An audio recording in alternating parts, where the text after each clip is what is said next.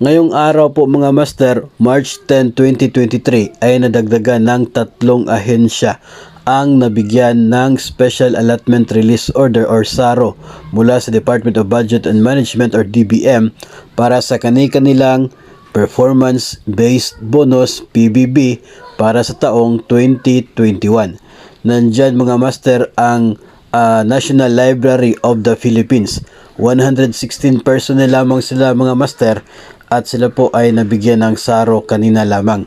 Ang dalawa pang ahensya mga master na nabigyan na rin ng SARO ngayong araw ay ito pong Department of Migrant Workers.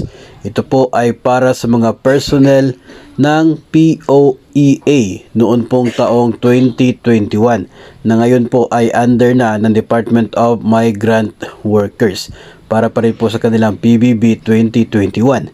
At nandyan din mga master ang National Defense College of the Philippines under the Department of National Defense na siyang nabigyan din ng kanila pong SARO para sa PBB 2021 nitong araw po na ito, March 10, 2023. Tatlo pong mga ahensya yan mga master na nadagdag sa atin pong listahan ng mga government agencies na binigyan ng SARO ng DBM para sa kanilang PBB 2021. Kahapon nga March 9 ay nauna na po ang Department of Finance sa kanila rin pong SARO at nitong araw na ito nirelease na ng DBM ang Notice of Cash Allocation para sa PBB 2021 ng Department of Finance.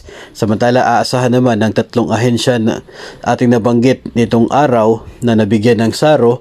Ito pong Department of Migrant Workers, National Library of the Philippines at maging National Defense College of the Philippines na ang kanila din pong NCA ay darating sa susunod po na linggo. So sa kasalukuyan mga master, 4 pa lamang po sila na nabigyan ng SARO for PBB 2021. Patuloy pa rin po nating aabangan sa mga susunod na araw, sa susunod na linggo kung ano-ano pa mga ahensya ang mabibiyayaan ng Special Allotment Release Order mula sa DBM para sa kanilang Performance-Based Bonus 2021. Para naman po sa mga personnel ng DepEd, patuloy pa rin po tayo mag-aabang dahil hanggang sa ngayon wala po tayong ideya kung ang requirements ba ng DepEd ay naisubmit na doon sa DBM o kaya ay nasa regional offices pa or nasa central office pa ba. So since wala po tayong update kung saan na po yung documents ng DepEd, aabangan natin araw-araw, baka sakali pong nasa DBM na. At dahil po kasunod niyan, after po masubmit sa DBM, ay susunod na po ang SARO para sa PBB 2021. So, sinong rehiyon kaya ang mauna na mabibigyan ng SARO for PBB 2021? Sa ngayon, lahat po ng ahensya na atin po makikita na bibigyan ng DBM para sa kanila pong PBB ay atin po ibabahagi sa inyo. Dahil malay po natin, kayo po ay may mga kakilala sa mga ahensyang yun o kaya ay mayroon kayong mga kadugo na nandun po connected. So atin po itong aabangan sa mga susunod na araw, sa susunod na linggo. So yun po mga master ang latest sa mga issuances ng DBM patungkol po sa Special Allotment Release Order for PBB 2021.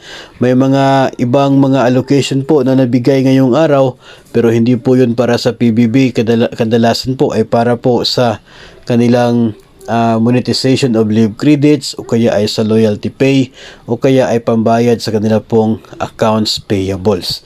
So manatili lamang na naka-antabay dito po sa ating YouTube channel at maging sa ating Facebook page para updated ka sa ating mga susunod na mga updates tungkol sa latest ng SARO at NCA releases ng DBM para sa PBB 2021.